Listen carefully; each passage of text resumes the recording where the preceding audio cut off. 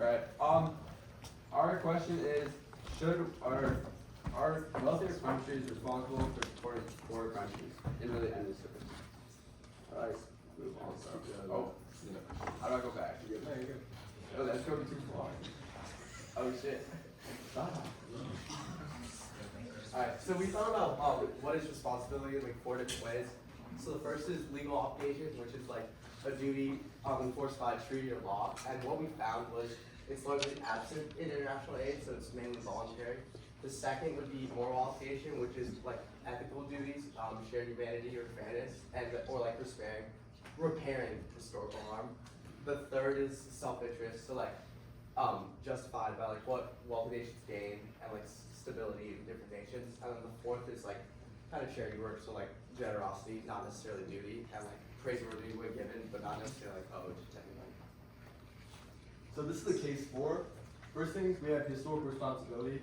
Colonial extraction, forced labor, and resource exploitation shape today's wealth gap, and many argue former colonial powers bear special responsibilities for harms with lasting effects.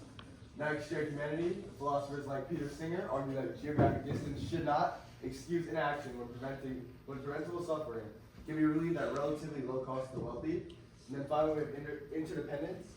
Global supply chains, climate systems, and pandemics ignore borders. Wealthy nations often benefit from the same systems that leave others poor. And so in 1970, the UN set a target that wealthy nations would give 0.7% of their national income in aid. And as you can see, they only hit about 0.26%, so they missed their goal by a lot. And only 4 out of 33 countries hit their target.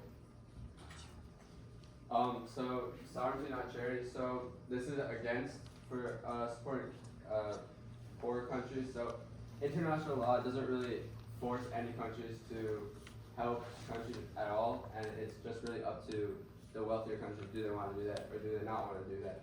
And the poor countries don't really owe them anything if those countries choose to do something. Self-determination. Critics argue framing wealthy nations as responsible gives a paternalistic sort of view on it. Sets conditions on foreign countries and choices and governments, like Akram said. And domestic priorities first. Governments usually try to prioritize their country first, like their citizens, their taxpayers, right? So like putting obligation on those wealthier countries to help those poor countries isn't like the best thing to help the countries, because the wealthier countries have to help themselves first. So does this aid actually work? So here's like the dependency critique. Economists like Dambisa Moyo argue large aid flows can draw up unaccountable governments, fuel corruption, and crowd out local business and tax systems. Critics point to decades of aid to some regions without proportional gains in growth or institutions. And we also have like this trade, not aid kind of concept, which is that some economists argue that fair market access, which means lower tariffs and more open agriculture markets, would do more for growth than aid transfers.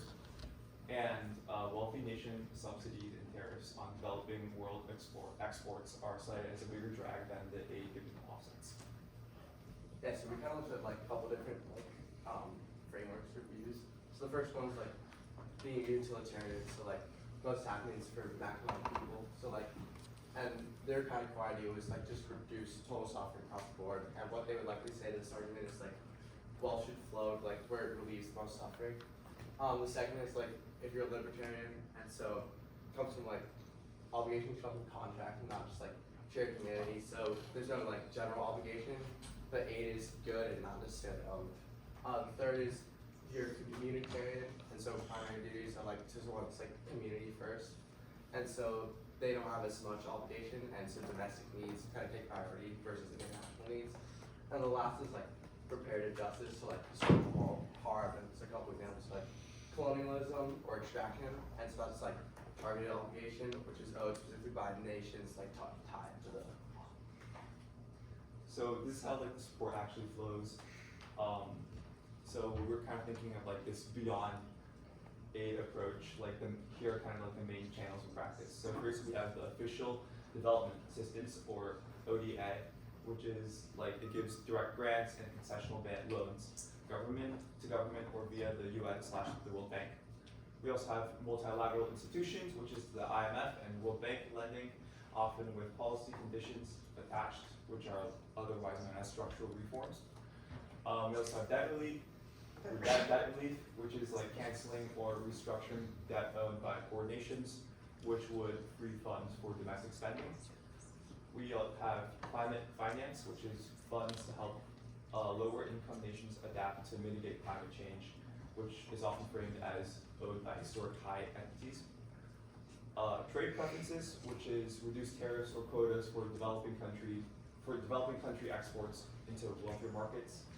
And finally, we have private investment and remittances, which would be foreign direct investment and money sent held by migrant workers, now larger than ODA in many countries. And so, kind of to wrap this up, there's no single right answer. And like this question of how much support we should give as a nation of power, it's at the intersection of ethics, history, economics, and politics. And this question sits at the intersection of ethics, history, economics, and politics. Alright, never mind, sorry. Here are our sources. Thank you.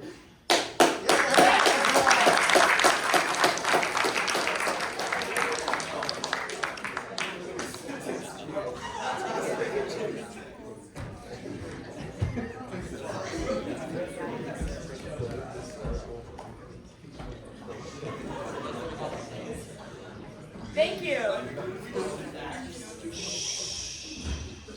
Thanks, guys. I thought that was a great great presentation. I was thinking just as you were wrapping up that like part of what's interesting about this presentation is that when we think about, so I loved how like this presentation sort of could be put into dialogue with a couple of the other presentations, like especially the one that we saw last about whether it's permissible for some people to have lots of money while other people can't afford basic needs. And this presentation sort of asked that question on the level of global politics, where we're asking about what governments and states should do, not just about what the individual person should do.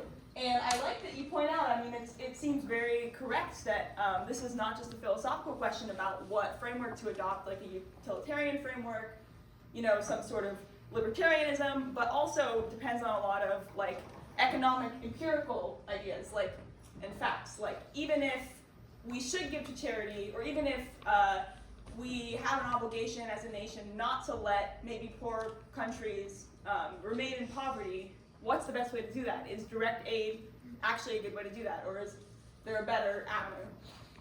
Good, and so I love that, and I love the breadth. I love that you pointed out different reasons that different countries might owe things to other countries. It was very wide-ranging, so I think great job.